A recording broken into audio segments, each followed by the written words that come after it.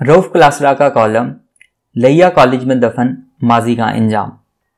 एक TV channel पर लैया कॉलेज के बॉयज हॉस्टल की बर्बादी की रिपोर्ट चलते देखकर लगा जैसे दिल की धड़कन रुक सी गई हो। इस कॉलेज में तलीम के दौरान मेरा इस बॉयज हॉस्टल में 4 बरस क़याम रहा। इसी हॉस्टल में मेरे 2 बड़े भाई सलीम और नईम ठहरे थे। मेरे बाद छोटा भाई खिजर भी इसी हॉस्टल में क़याम पजीर रहा। यूँ हम 4 भाई इस हॉस्टल में ठहरे। इसलिए इस लुटे पुटे बर्बाद हॉस्टल और इसकी अबतर हाल कमरों से निकलकर अनगिनत तालिबे इल्म, डॉक्टर्स, इंजीनियर्स, अफसर बने और बड़े ओहदों तक पहुंचे। करोर फतेहपुर से पीर जुगी, कोट सुल्तान, पहाड़पुर तक दूर दराज के हम देहातियों के लिए यह हॉस्टल एक जन्नत से कम न था। मैं सदमे की हालत में इस हॉस्टल की फिल्म चलते देखता रहा। फंड्स ना होने की वजह से हॉस्टल की मरम्मत ना हो पाई और अब भूत बंगला बन गया है। मेरा ख्याल था जिस हॉस्टल को 1991 में छोड़ आया था वो यकीनन आज बेहतर हालत में होगा। एक के बाद एक तस्वीर मेरे सामने चलती रही और मैं बेबस तमाशाई की तरह देखता रहा।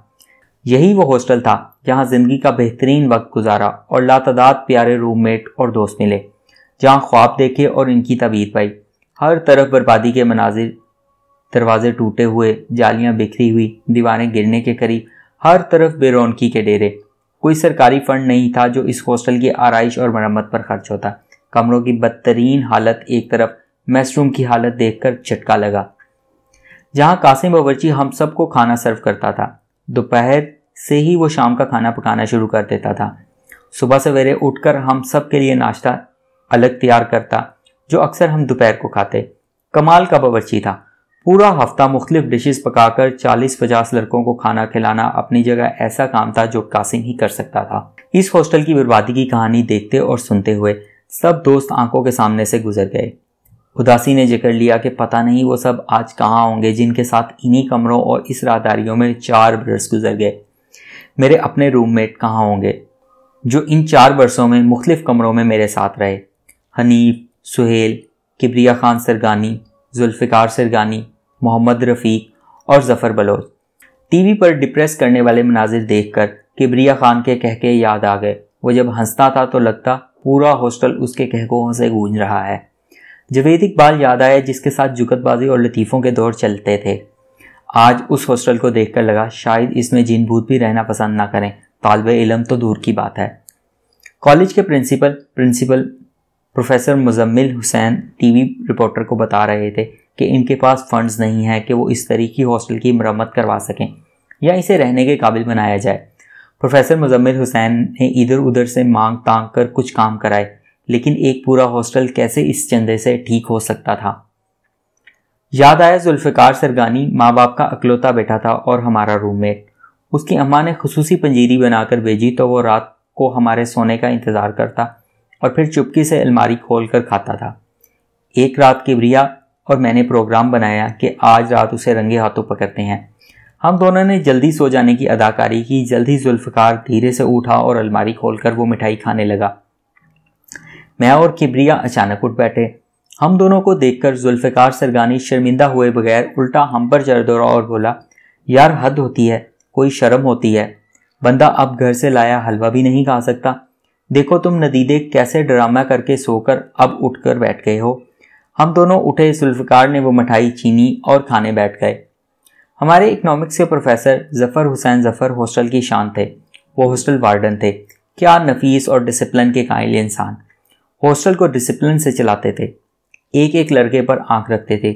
उनका ताल्लुक बकर से था। उनके पास इन दिनों रेडियो हुआ करता था जिस पर वो रात को अक्सर BBC पर खबरें सुन रहे होते थे या फिर धीमी आवाज़ में गाने चल रहे होते और वो अगले दिन के लेक्चर की तैयारी करते हुए नोट्स ले रहे होते थे। ज़फ़र हुसैन ज़फ़र का ख्याल आया तो दिल दुखी हुआ। रिटायरमेंट करीब आते ही लैया वालों ने उनके साथ कुछ अच्छा सलूक नहीं किया। उन्होंने लैया की कई नस्लों को पढ़ाया। मुझ पर ज़फ़र हुसैन के बहुत एहसानात हैं। मैंने BA में अंग्रेज़ी लिटरेचर के साथ अच्छे नंबर लिए तो गाँव में अम्मा से मिलने पहुँच गए कि इसका लाहौर गवर्नमेंट कॉलेज दाखिला कराएं। अम्मा चुपचाप उनकी बातें सुनती रही। वो खासी देर तक उन्हें कायल करने की कोशिश करते रहे। मुझे अंदाज़ा था मेरी बेवा अम्मा क्यों चुप है। वो सोच रही थी कि कहाँ से लाहौर के कॉलेज का खर्चा निकाल पाएंगी। हैरान होता हूँ कोई उस्ताद थे जो आपके मुस्तकबिल की फ़िक्र में आपकी माँ से मिलने गांव पर अपने स्कूटर पर पहुँच गए। लिया कॉलेज में पहली दफ़ा अंग्रेज़ी लिटरेचर को बीए क्लासेस के लिए ऑप्शनल के तौर पर मुतारिफ करवाया गया तो ज़फ़र हुसैन साहब ने मुझे बुलाया और कहा, एक काम करो, तुम बीए में इंग्लिश लिटरेचर ले लो, तुम्हारा मुस्तकबिल बन जाएगा। मैंने कहा, सर जी, कोई 10-12 लड़कों ने अंग्रेज़ी लिटरेचर में दाखिला लिया। कुछ दिनों बाद हम सिर्फ 2 लड़के बाकी बचे। बाकी सब ने कहा, हम पागल हैं कि 200 नंबर की अंग्रेज़ी लाजमी का इम्तिहान दें और 200 नंबर का अंग्रेज़ी ऑप्शनल का भी रख लें। हमसे अंग्रेज़ी वैसे पास नहीं होती और अब ऊपर से अंग्रेज़ी अदब मैं डरा रहा। बीए के इम्तिहान में फर्स्ट डिवीज़न के बाद जब मुल्तान यूनिवर्सिटी अप्लाई किया तो मेरी अंग्रेज़ी डिपार्टमेंट में दाखिला हो गया। ज़फ़र हुसैन ज़फ़र साहब का वो मशवरा मेरी ज़िंदगी बदल गया। हॉस्टल के एंट्री गेट के साथ लेफ़्ट साइड पर टीवी रूम था जिसमें ब्लैक एंड वाइट टीवी रखा रहता था जिस पर तस्वीर साफ ना आती थी। वीकेंड पर अंग्रेज़ी फिल्म आती थी। काउबॉय की फिल्में मेरी उस वक्त की कमज़ोरी हैं। घोड़ों पर सवार, जराइम पेशा और उनकी तलाश में शीरफ, पहाड़, जंगलात में लड़ाइयाँ, सब कुछ एंजॉय करता था। लिया गया तो कई दफ़ा उस हॉस्टल के करीबी रोड से गुजरा। बड़ा दिल किया हॉस्टल जाऊं, वहाँ अपने कमरे को देखूं जहाँ क़याम पजीर रहा। दोस्तों के कमरों पर दस्तक दूं, शायद अंदर से कोई बुला ही ले, लेकिन मुझे यूं लगा अगर मैं वहाँ चला गया तो शायद दिल धड़कना ही बंद हो जाए। हर कदम पर इतनी यादें बिखरी पड़ी हैं कि शायद सांस लेना भी मुश्किल हो जाए। फिर वहाँ कौन होगा जिनकी तलाश में जाऊँ? 30 बरस बाद वहाँ क्या बच गया होगा? जिस खौफ से मैं 30 बरस बचने की कोशिश करता रहा उसने मुझे आखिर तलाश कर लिया। जिस माजी से मैं भाग रहा था वो मेरे सामने आ खड़ा हुआ था। एक उम्मीद थी कि सब कुछ वैसा ही होगा। सब दोस्त और उनकी यादें उस राहदारी में मेरा इंतज़ार कर रही होंगी।